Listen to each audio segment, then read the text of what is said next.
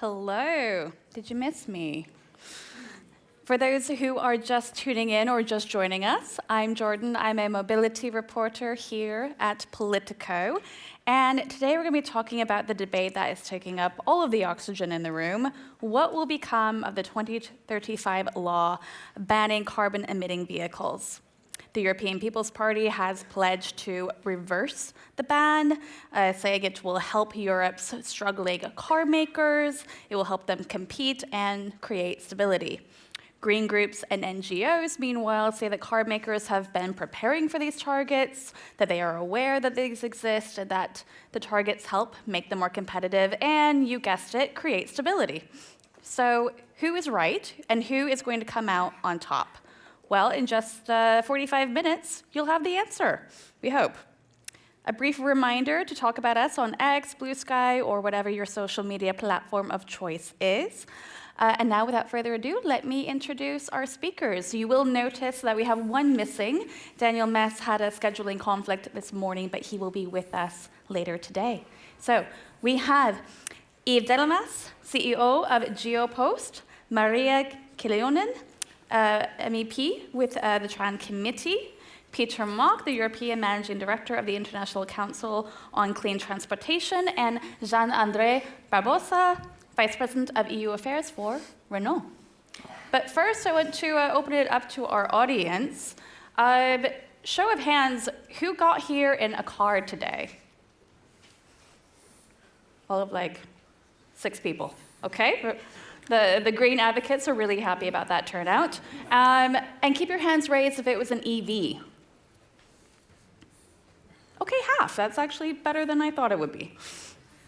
So we know who we are speaking to today. Just a quick fire for our panelists. No need to extrapolate, but a quick yes or no. Do you support and want the 2035 legislation to stay in place? Yves? Yes. Yes? Maria? Yes. Peter? Yes. We are not challenging the objectives now, indeed. Now, key word there. You want 2 clear answers to questions which are complicated. And if We'll you get would into the allow us, complications. it would be also good to see the trajectory and what is already going to happen next year before talking about 2035. And that leads me into my next question.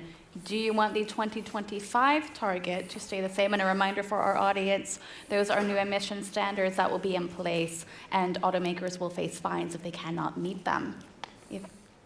Sorry? Do you want the 2025 targets to stay in place? Next year's emission targets? Yes, yes, we're fine with that. Maria?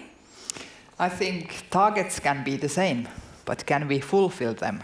It's totally another story. And I think we are here for that today. Peter? Yes, they cannot be changed. And here's your moment. Again, you want a yes or no answer to a question which is quite complicated. We do not want to lower the ambition. Now, the question it is, again, what is the situation today on the market? And are we able to adapt to evolving situations on the market that allow the OEMs such as Renault, who are doing all possible efforts for electrification, to continue electrifying and not divert investments into other things? So your boss has been citing a 15 billion euro figure that automakers face next year of paying in fines. Some automakers, some groups contest that figure. How did Luca de Meo come to that calculation? Actually, the situation, if we were having this conversation at the beginning of the year, I think the issue would not be on the table. The thing is that since spring, we are seeing a really slowdown in the demand, not the offer, the demand. And this has been confirming every month. We have just seen the results for November, at least for France, and EV market share in sales is minus 25% in November. Okay, November last year was good, but it still shows that there is a decrease, and the decrease over the year is confirmed at European level. So even if the regulation imposing the measures in 2025 is not an EV mandate, as you can see it in the UK, it implies, in a certain proportion, an EV market share. This EV market share for the whole industry is between 20 and 22%. Today, the market, at least last statistics we have, is 13.2. So we have a gap of 9 points, and these 9 points mean that it will be extremely challenging for, I would say, all the industry to be able to face the objectives. Is this something that can be mitigated by any flexibilities given in the regulation? The answer is there is only one real flexibility in the regulation, which is the pooling, which means that actually OEMs, which are, as you know, quite late in terms of electrification, we want to go faster, should actually give money to OEMs who have credits to sell, which are rather extra-Europeans. Is this a solution that would accelerate the European electrification and reindustrialization in France and in Europe, and the competitiveness? This is a question. The other solution is to reduce the production of ICE vehicles, as it already started happening. And then you start seeing the supply chain that will suffer, and you start seeing it in the news. And you will have less money from the sales of ICE to be invested into EVs. So the question is, if we are looking into, to come back to your first question, on the targets at long-term targets, I think it's important to see how we go step by step to that target, and trying to favor the European industry to be able to achieve what we want to achieve on the long term. And this starts by the short-term measures that we need to take next year. Maria, you said that you support next year's emission targets. What is your opinion on the fines? Should they stay the same? Should they be altered? What is your stance on that? To me? No. Betty? To me? Yes. Ah, sorry, I was sleeping. Dirty politician, sorry. None of us have had coffee yet, it's all right. For me, I was written down to myself as a note. I'm a little bit worried that what is the real situation here in the area of Europe. I look for the geopolitical situation. I look for the car industrial future, what is happening in Europe, what is happening in the around wider world. And I'm looking also those discussions we had 10 years ago to reducing traffic volumes, for example. They have, I don't know where they are right now. We are only speaking about electrification of transport, and that's the case. And if we want to keep, and I'm clear, I want to keep those regulatory framework we have. But is the situation same that it was when we make these decisions? When we make, for example, the ban for the combustion engine, when we make the decision that we pick the champion, we pick the electrification, and leave the others kind of going there. How the transport sector as a whole can cope all these challenges at the same way, at the same time, we are facing these changes in our world. I hope you understand what I'm meaning. It's easy to say that I'm keeping all the issues we decided, and I want to do it. But is it possible in this timetable, in this framework, with these solutions we have decided already? Or do we need to change something? Do we need to do something differently? That's my big question. That was the reason I was sleeping here in the car. Not at all, it's a big discussion. Peter, you have been very critical of automakers calling for a change in the targets and basically crying wolf in a way of asking for the fines to be changed when they will hit them, in your opinion. Why do you say that? I've been working in this field for 20 years now, and I feel like in this American movie where the actor wakes up in the morning and it's the same day as it used to be yesterday, and again the same day. So I feel like sitting here in the year 2019, it was the same situation. Next year, manufacturers had to meet the standards. The reduction was much more than this time, so now it's 15% within 4 years, from 2021 to 2025.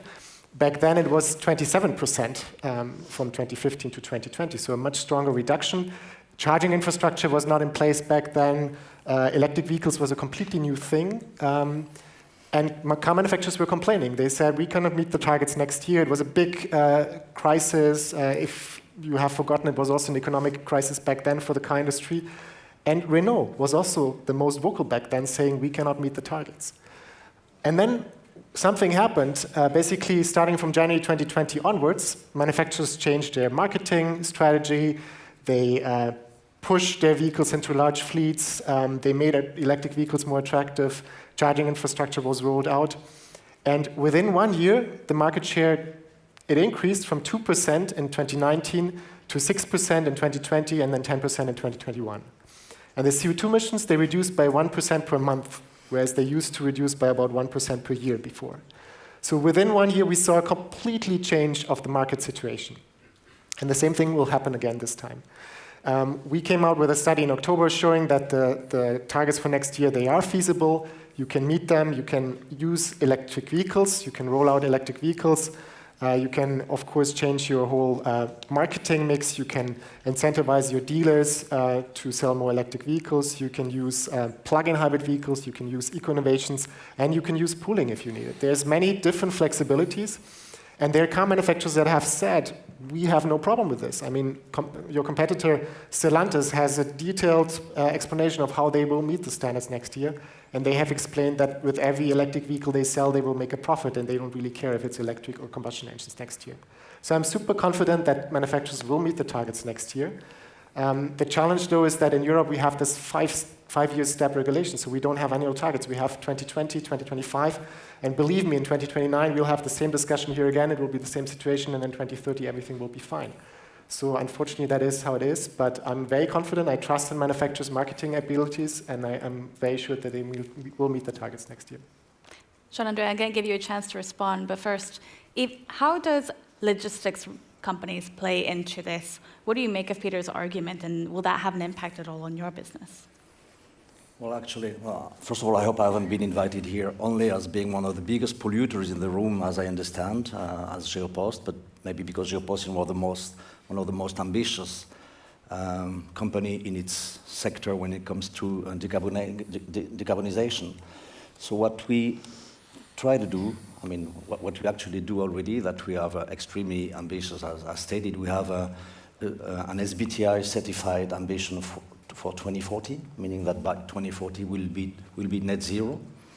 I know that 2040 is far from now, but as you know, it's a pretty demanding slope, meaning that by 2030, which is almost tomorrow, we will have reduced our overall emission by 43% versus what we emitted in 2020. So we currently work a lot on all the aspects of decarbonization, as you can imagine. I will come back maybe later to the hurdles and the difficulties we face, but basically we have the easiest part, maybe the last mile delivery, so the small vans, and where it's easier and easier to find affordable vehicles. So currently 15% of our fleet is actually electric, and by 2030 it will be 85% of our fleet that will be electric. Then we have the long-distance trucks, what we call line haul, and this is, as we all know, more complicated because technology so far, and even though there are some promising moves, doesn't help, meaning that there are not electrical vehicles affordable that can have a range of 500, 600 kilometers, which is what we need. We have, on a daily basis, 10,000 trucks on the road. Currently, of course, HVO helps, but we expect the technology to make some significant progress if we really want to reach our 2040 net zero target, and we will. And when it comes to regulation, answering maybe more directly to a question, what we need is pretty basic. I think that first of all we need visibility and clarity about what the regulation will be over the next future, not only in 2025 but in the years ahead. And we obviously need a stronger support from the public authorities when it comes to charging infrastructure. On our side, we tend to consider that we've done our part of the job, meaning that in many countries we already have 50% of the charger that will be needed for our 2030 ambition. Again, 85% of deliveries within 5 years made by electrical vehicles. But we have some concern when it comes to the public authority ability to actually meet their commitments. Have in mind the pretty demanding target by the end of 2027.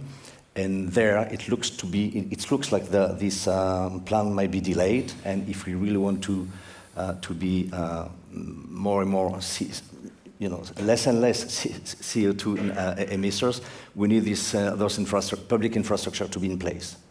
And currently, as you know, they are not exactly in place. So I think we need some support from that side as well, in a nutshell, in a long nutshell. Jean-André, I want to give you a chance to respond to Peter's comments. Do you think that they have validity? Well, first of all, I thank very much for your confidence in the manufacturers, because I think we are doing everything we can.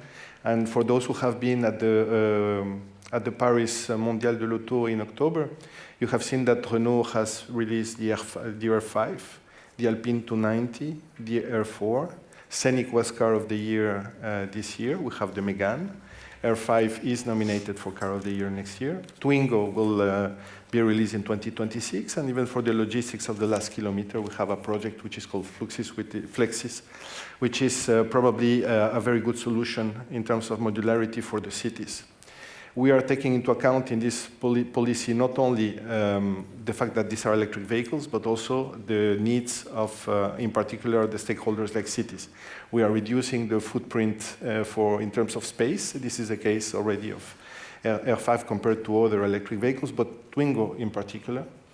And Flexis as well. So I think the job is being done. We are accelerating the times of development.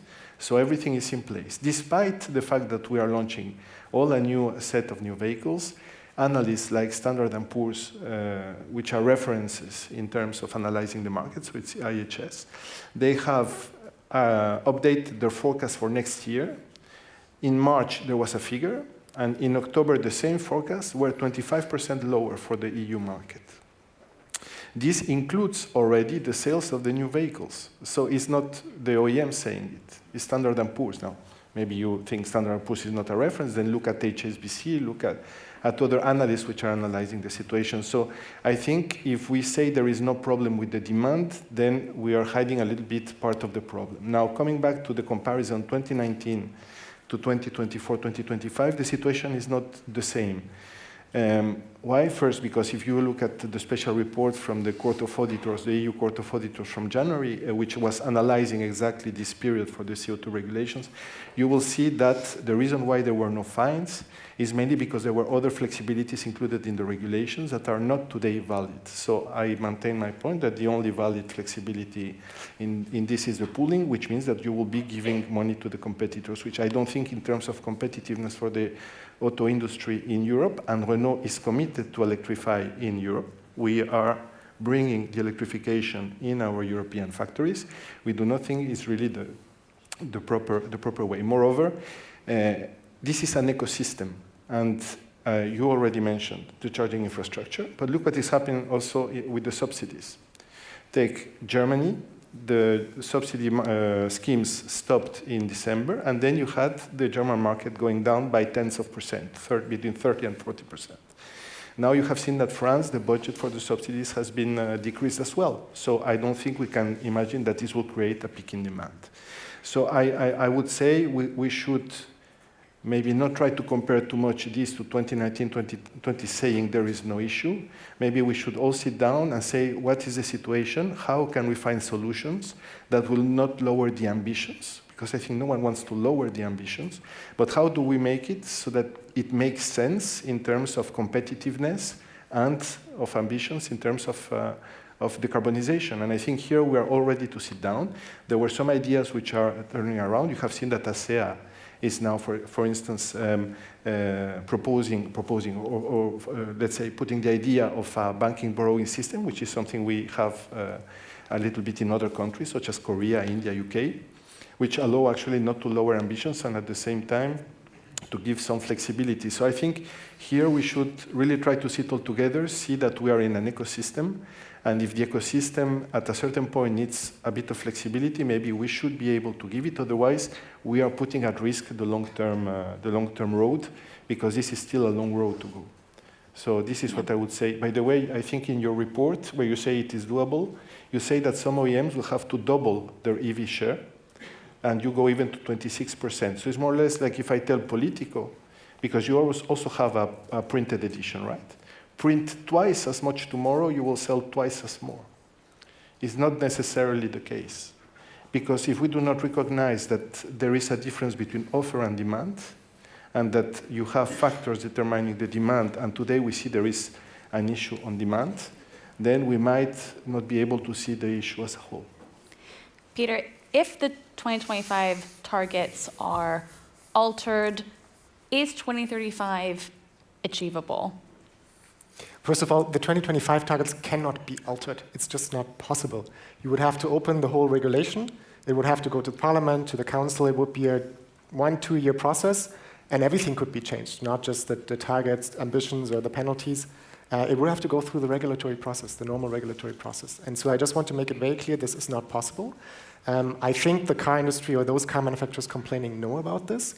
It is just very convenient, I think, at the moment to keep saying this and pointing to the challenges that are there, obviously, because it is helpful to eventually get some national subsidies, which would help selling the vehicles at a higher price, of course. It is also convenient if you have to lay off people anyways because of automation and other effects, so that you can blame it on the CO2 standards. I think that is why we're having this debate at the moment. The fact is that the standards or the targets have been known for 8 years now. And it's not that manufacturers have to decrease 15% CO2 within 1 year. No, they actually have several years to do that. They have many flexibilities. By the way, one flexibility they have, which POLITICO doesn't have, is they can produce vehicles, they can sell vehicles in 1 year, in 2021, but 2024, but then deliver them in 2025. You couldn't do that. You couldn't withhold your additions. But that is happening at the moment. If you order a car at the moment, if you want a new lease car at the moment, and it's electric, you will be very likely told that you only receive the car in January. So there's many different flexibilities. Manufacturers have indeed, in the last 3 years, the top 5 made more than 200 billion euros of profits in Europe. Some of that money, of course, needs to be invested into the transition. It needs to be invested into ramping up the vehicle model offers. That is happening. Next year, we will see a lot of interesting models coming to the market. And it ultimately will have to be used to decrease the costs and the prices of those models. And it's easy to always point to the national subsidies, but they cannot continue forever. And it is just, it's a requirement that the vehicle prices come down. And one last thing I want to say is we cannot protect ourselves from the rest of the world. So even if in Europe we say we want to live in a bubble, we want to keep our ambitions low, that won't help us. Because look at China. They are selling 50% of their new cars electric.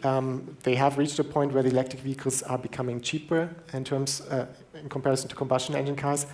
And that is what we have to look at when we talk about competitiveness, because otherwise we'll basically talk ourselves out of business, basically, if we always say we need more time, and if we always start pointing to other potential solutions. So at some point it was biofuels. At the moment it's very much about e-fuels. This, I think, is creating a lot of confusion for the consumers and ultimately causes them to hold back their purchase decision. Jean-André, you had a pretty strong reaction to some of Peter's remarks. No, I'm already.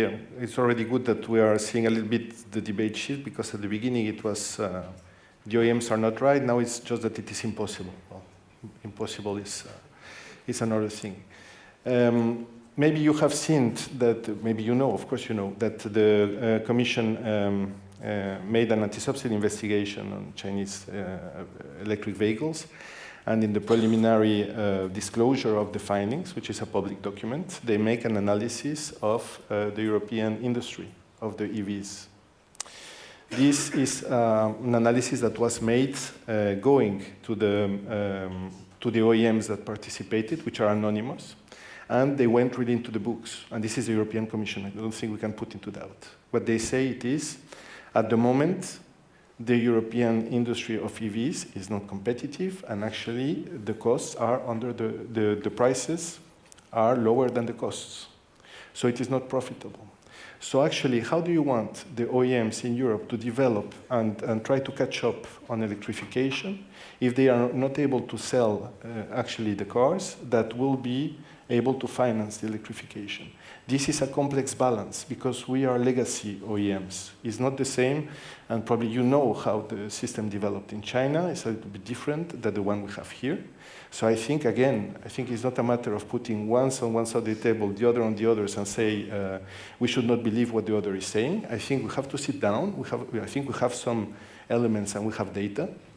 And actually, after that, we see, do we need flexibility or we do not need flexibility?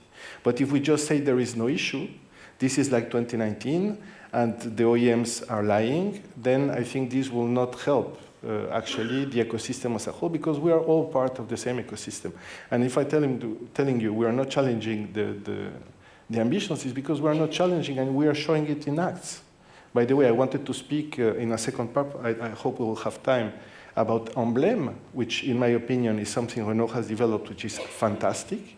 But if at the same time when we try to bring you issues and we have the data and you just say, no, this is just not true, then of course it's difficult to have a proper debate. By the way, you say that this is very convenient when you want to lay out people. I think that's quite offensive to the OEMs. And it's a little bit not taking into account the fact that there are economic realities behind, that there is an industrial ecosystem, that there are suppliers. A lot of suppliers are in deep issues now. Some of the OEMs have already declared that to manage the CAFE of next year, they will have to close plants, and they have already started, at least stop production for some months. I mean, we have to have a little bit also of respect about the strategies of the OEMs and not consider that everything is here Machiavellian in one side. I mean, it is a point. I want to turn to you. Part of the argument is that our suppliers are really struggling, companies are having layoffs. The EPP's plan and desire is to reverse the 2035 legislation, and they say that will help the industry remain competitive. Is that politically possible? And what would such a process actually look like in the parliament? That's an important question. When I look the last sessions, for example, in Strasbourg and in Brussels, I see the changes in political level.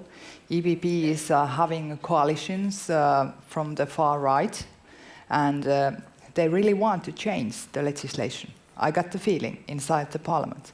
And what worries me is that, because I have been so long time, almost 25 years in politics, I try to look the whole perspective. And I'm saying that will the planet be able to cope this, what is happening in the white world right now? Because all the time we are speaking about we want something more. We want more electric vehicles. As I said in the first speech 10 years ago, we speak about how we could reducing traffic volumes. We are not speaking about that anymore. We are not speaking about sharing the vehicles. We are speaking about how we all can have our electric vehicles. And then I go, because now I work in a political level, also with the environmental issues, with the transport issues, with the military and the safety and security issues. And I have learned that if we don't have kind of risk analysis where we are going, I think we are going straight to the wall in the whole planet perspective if we are looking. Because right now we are using too much raw materials. We have a lack of situations, a lack of opportunities to give people a wide perspective that what will be the future jobs. That is the big issue, for example, in the car industry. It might affect more than 1 million people in EU if the area collapses. But we are not speaking about those issues. We are fighting against in a political level, but not looking about the wider, bigger perspective. And that worries me, because that is also an issue. What happens with our energy? We are quite dependent to other partners, still too dependent. And if we look, I'm the Northeast parliamentarian, and I'm definitely looking around what is happening all around in the Europe and also all around in the world. And I think the security of supply, security lines, they are also urgent if we check out the transport and check out the emission reduction and all the climate issues which we have. So please, let's check the whole picture, not just the one part, but I'm the old one in the politics. Maybe the younger ones are thinking differently. Ride-hailing has been part of the discussion. Corporate fleets is a big part of the discussion. Earlier this week, von der Leyen changed a word in her mission letter to Tsitsikostas, requiring a legislative proposal that would be more binding for corporate fleets. IKEA, Uber, and some others have called for 100% electrification by 2030. If, by your own calculation, Geopost would miss that by 15%. What are you hoping will be in this corporate fleet legislation, and would you support a 2030 mandate? Yeah, we do. I mean, we won't miss it by, we might miss it by 50%. Currently, our target is 85% of last mile electrical vehicles around the world. So there are some places where it might be more difficult to have electrical fleet than others. If we have to amend this ambition, we can do that. When it comes to the type of fleet, I mean, we as a big corporation actually, and as a paradox, we don't buy vehicles. We use subcontractors, partners, from the last mile deliveries as well as for the long distance trunking, which brings me back to the ecosystem reference that was made before. I think that when decisions are taken, it's not about how do we target the big integrators of Geopost and what should we do with them. Let's just bear in mind that behind us there are 20,000 SMEs that operate 5 delivery vans in Brussels and 10 in Lisbon. So it's not about big companies, it's about small companies that are our daily partners. And there, even more than us, require and demand visibility. What's going to happen with the subsidies? This is a point that was raised before. How about the tax evolution? Otherwise, they are potentially in big difficulties. So we'll do whatever has to be done in order to support them, because in the end, we bear the cost, of course. But I think that in that respect, again, visibility of the trajectory is a key point.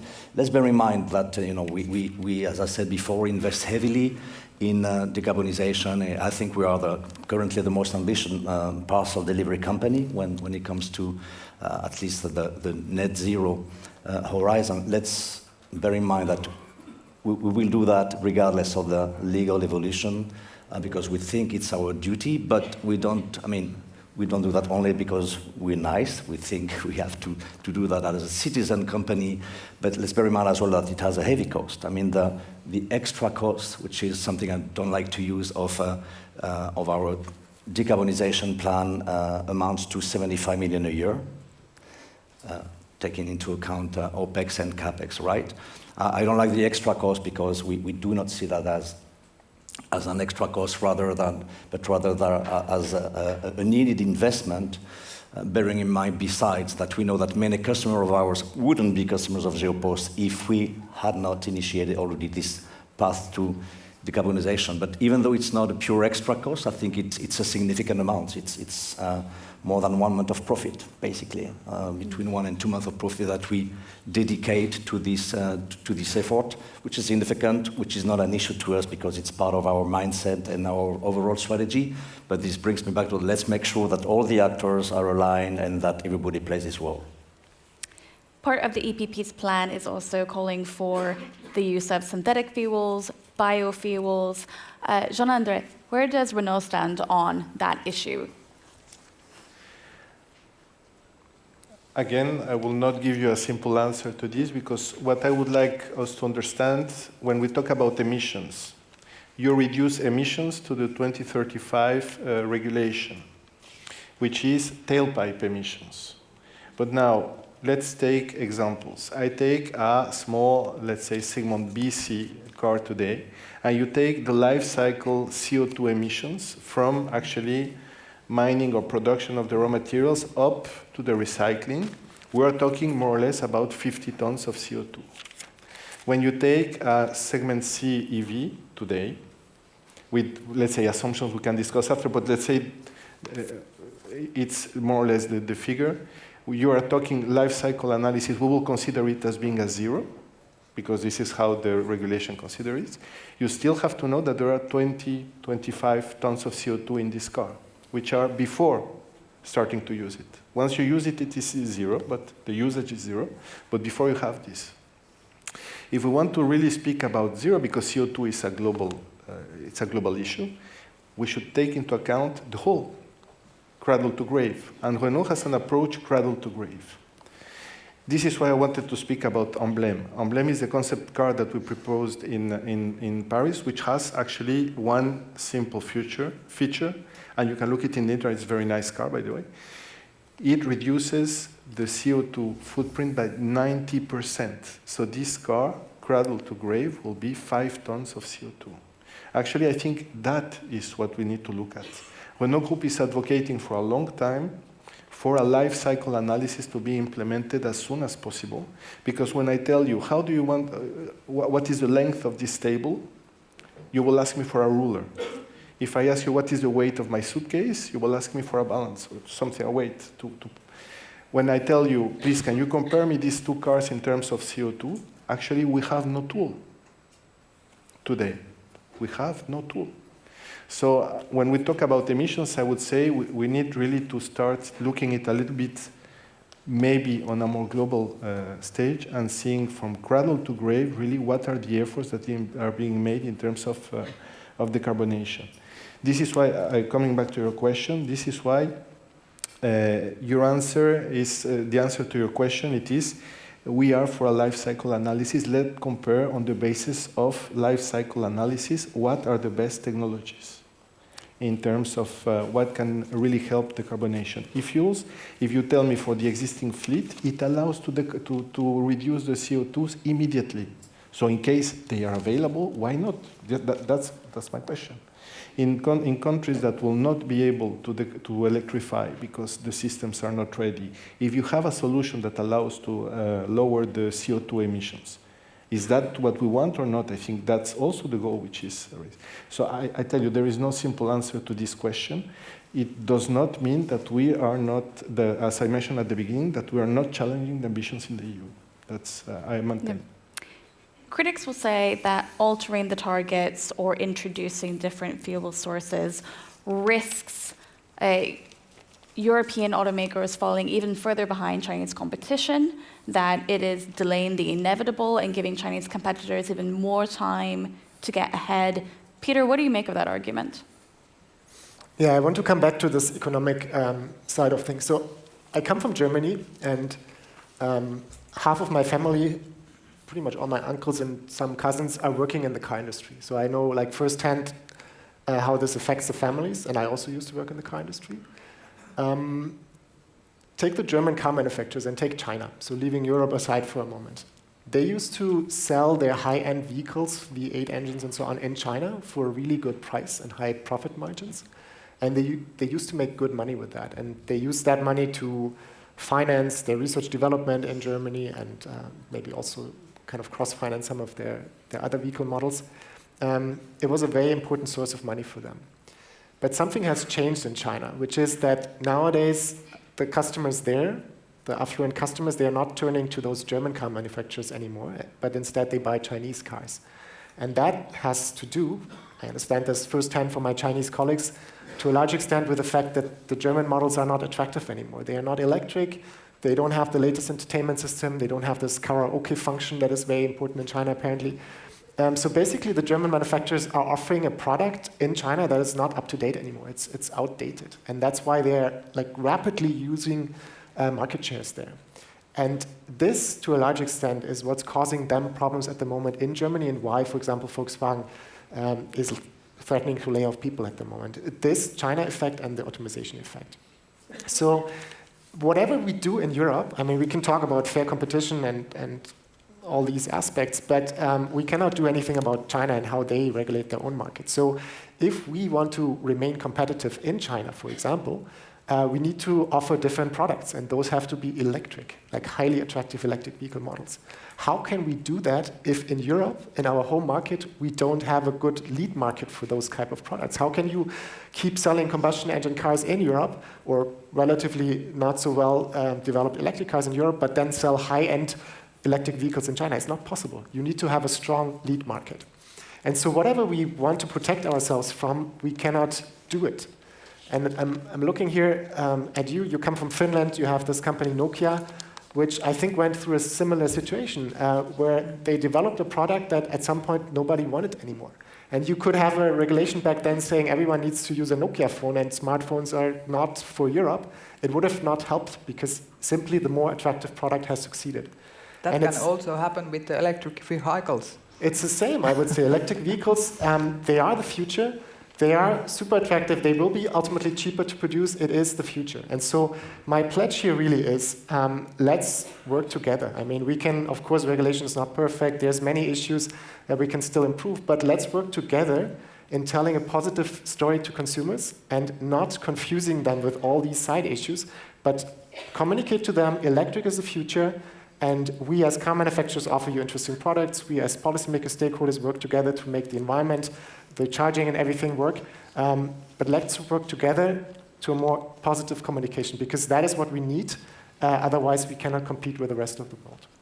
Maria, he makes a good point that we cannot control what is happening in China, but can control what's happening in our own borders. What role does Parliament play in this? Parliament plays a very important role. And I think that is the reason why we definitely should look the wider, the bigger perspective and build up a package which can help us going forward, going towards our challenges, but also going forward to beat our goals and have all those decisions really happening in the real life. Because when I'm right now looking that we are always picking up the one horse. And now when I check the Draghi's report, there's always the same line. We pick the champions. We have picked the one champion, for example, in the transport sector. And I'm not sure anymore that is the right decision, because we definitely need a wider package, biofuels, hydrogen. We need synthetical